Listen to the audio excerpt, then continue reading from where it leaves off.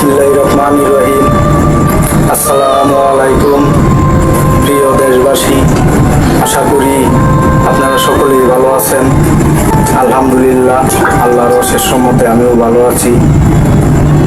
বলতে চাই, যখন কোটা সংস্কার আন্দোলন হয়েছিল তখন বাংলাদেশের সকল মানুষ একজোট হয়ে আন্দোলন করেছিলাম এবং কি বৈষম্য বিরোধী ছাত্রদের পক্ষে আমরা ছিলাম।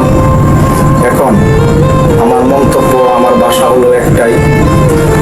যখন আমরা আন্দোলন করেছিলাম সকলে মিলে, তখন বলেছিলাম সকলে মিলে আমরা প্রতিশ্রুতি দিয়েছিলাম এবং কি আমরা বাংলাদেশের সমস্ত জনগণ, সমস্ত মানুষ একজোট হয়ে আন্দোলন করেছিলাম, ছাত্রদেরকে সমর্থন দিয়েছিলাম যে যেভাবে পারি সেভাবেই।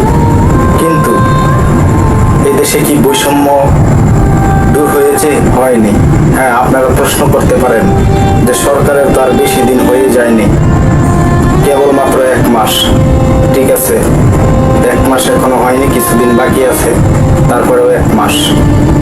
1 মাসে কোন কাজটা করা যায়? হ্যাঁ, বহুত কাজ করছেন, এই জন্য ধন্যবাদ। কিন্তু তারপরেও কাজ কিছু এখনো অনেক কাজ বাকি, অনেক দূরে এগিয়ে যেতে হবে।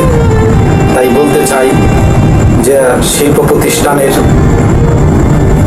অর্থের বিনিময়ে আমাদের দেশের অর্থনৈতিক চাকা ঘুরে।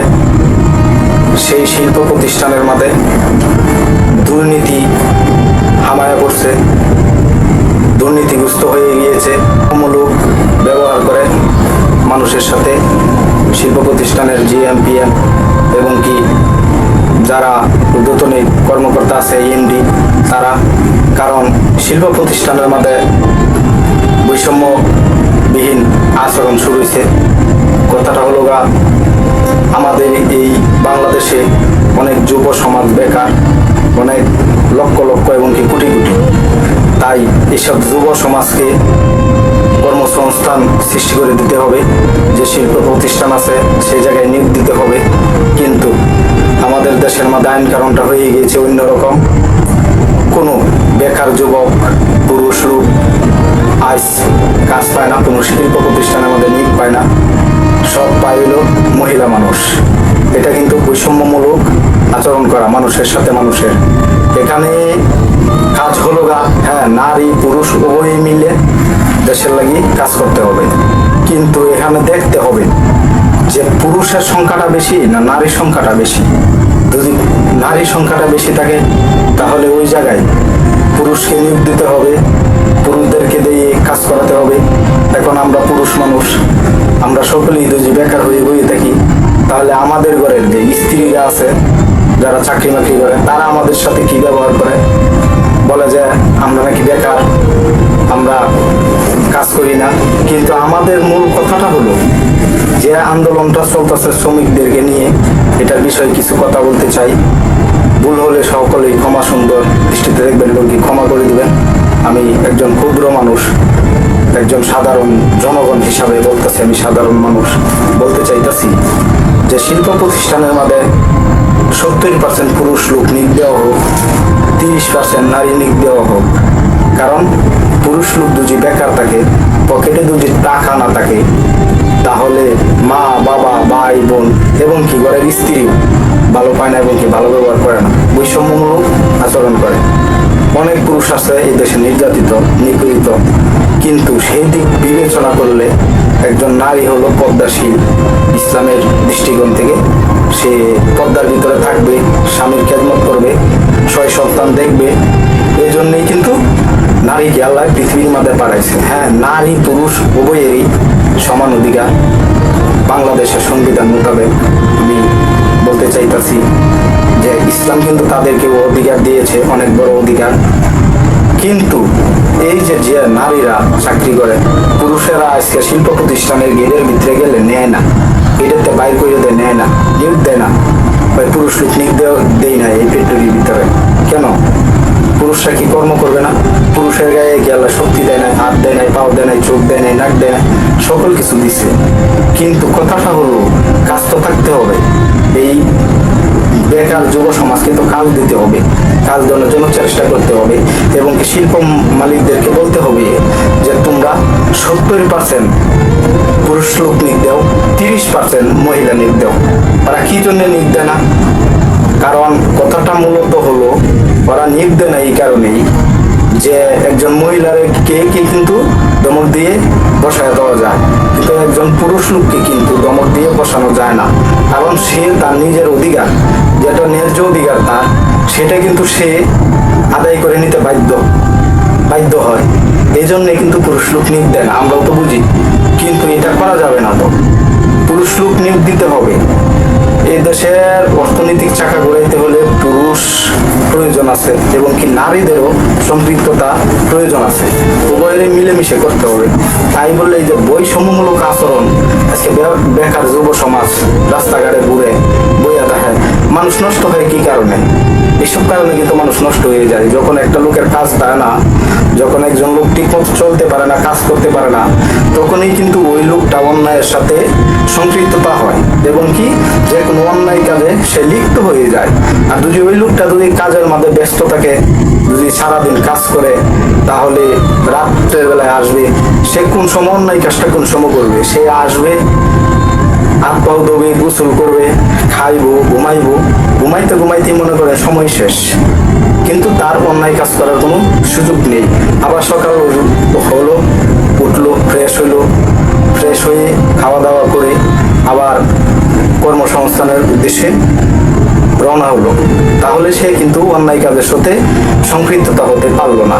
তাহলে কি হলো? এই সমাজটা ভালো থাকলো। আর আমাদের কি হলো? দেশের এটাই হলো যে দেশের মানুষ কাজ করতে পারতেছে, দেশে কেউ বেকার নাই, সকলেই ট্যাক্স দিতে, রাষ্ট্রের উন্নয়ন হইতেছে, রাষ্ট্রের কাজে লাগতেছে।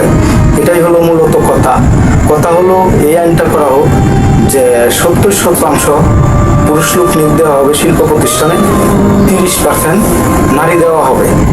কারণ এটা হলো ন্যায্য অধিকার পুরুষের। মহিলারা আমাদেরকে কাজ করে খাওয়াবে এটা কিন্তু না। কারণ একজন মহিলাকে আমরা বিয়ে করি কারণ সে আমাদের সংসার দেখভাল করবে, আমাদেরকে পাক শাক করে খাওয়াবে, আমাদের খেদমত করবে, 5 ওয়াক্ত নামাজ পড়বে।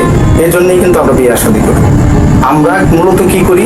যখন আমরা কর্মরতায়, তখন আমাদের ঘরের মহিলারা বাধ্যতামূলক চাকরি করতে হয়, কিন্তু এটা তো করা যাবে না। এটা তো ইসলামিক রাষ্ট্র, ইসলামিক আইন, কারণ করতে হবে, সম্পৃক্ততা করতে হবে, ইসলামিক আইন অনুযায়ী চলতে হবে, আমাদেরকে কর্ম বাইর করে দিতে হবে। বৈষম্যমূলক আচরণ করলে হবে না। তো সমাজটাকে টেনে উঠাইতে হবে, সকলের এক জায়গায় সম্পৃক্ততা করতে হবে। তাই বলতে চাই শিল্প প্রতিষ্ঠান এবং কি যে কোনো কর্মসংস্থানে 30% নারীকে দেওয়া হোক আর 70% পুরুষ লোককে দেওয়া হোক। জানি এই উভয়েরই জানি সম্পৃক্ততা ভাবে সংসার চলে এবং কি রাষ্ট্র জানি সামনের দিকে এগিয়ে যেতে পারে। যদি এসব করা না হয়, এই যে ষড়যন্ত্রকারীরা কিন্তু ষড়যন্ত্রের মধ্যে লিপ্ত হয়ে আছে সবসময়, ঠিক আছে? এটা তারা একটা ফায়দা নেওয়ার চেষ্টা করবে। তাই বলি যে আন্দোলন যে চলতেছে, এটা থামানোর জন্য এই কাজটা করা হোক। কারণ আজকে হাজার হাজার কোটি বেকার রাস্তাঘাটে ঘুরে, চাকরি নাই, কর্ম নাই, কি করবে সে? কোথায় যাবে, কি খাবে? এই চিন্তায় মানুষ আন্দোলনের মধ্যে সম্পৃক্ত হইতেছে। তাই বলতে চাই যে এসব হলো ষড়যন্ত্র, এসব রুখে দিতে হবে। কারণ আমাদের দেশকে ভালো রাখতে আমাদের সকলেরই ঐক্যবদ্ধভাবে কাজ করতে হবে। কারোর বৈষম্যমূলক আচরণ করা যাবে না। কারণ এটা কিন্তু কথা দেওয়া হয়েছিল আন্দোলনের সময় যে বাংলাদেশের মধ্যে কোনো বৈষম্যমূলক দেওয়া চলবে না, মানে সকলেরই সমানভাবে দেখতে হবে, ধনী আর গরিব নাই। তাই বলি মালিক শ্রমিক উভয়ই মিলে কাজ করতে হবে, এই বাংলাদেশটাকে সামনের দিকে এগিয়ে নিতে হবে। কারণ আমাদের নতুন প্রজন্ম যে আসতেছে, তারা জানি সামনের দিকে জানি ভালোভাবে চলতে পারে, তারা জানি বলতে পারে না যে আমাদের জন্য আমাদের বাংলাদেশের সরকার কি, আমাদের যে আগের প্রজন্ম আছেন তারা আমাদের জন্য কি রেখে গেছে, কি করছে, এটা জানি না বলতে পারে। আর আমাদের জানি কারো কাছে জানি হাত পাততে না হয়, সেই কাজটা করতে হবে। তাই এটাই বলি, সমাজ গঠন করুন, এটি কিন্তু কথা দেওয়া হয়েছিল। তাই আর কিছু বেশি বলতে চাই না। না হলে এই যে ষড়যন্ত্রকারীরা কিন্তু শ্রমিকদের পাশে ইন্ধন দিতেছে। তাই বলি এই দাবিটা মেনে নেওয়া হোক। হয়তো আজকে না করেন, 1 মাস পরে, 2 মাস পরে, 6 মাস পরে, কিন্তু আশ্বাস দেন বাংলাদেশের মানুষদেরকে যে আপনারা ঠান্ডা হয়ে থাকেন, আপনারা আপনাদের অধিকার পাবেন। এটা নিশ্চয়তা দেন শিল্প মালিকরা লোকে বৈশা, এটা সবচেয়ে বেটার হবে, ভালো হবে। সকলেই ভালো থাকবেন, সুস্থ থাকবেন। আল্লাহ হাফেজ, আসসালামু আলাইকুম।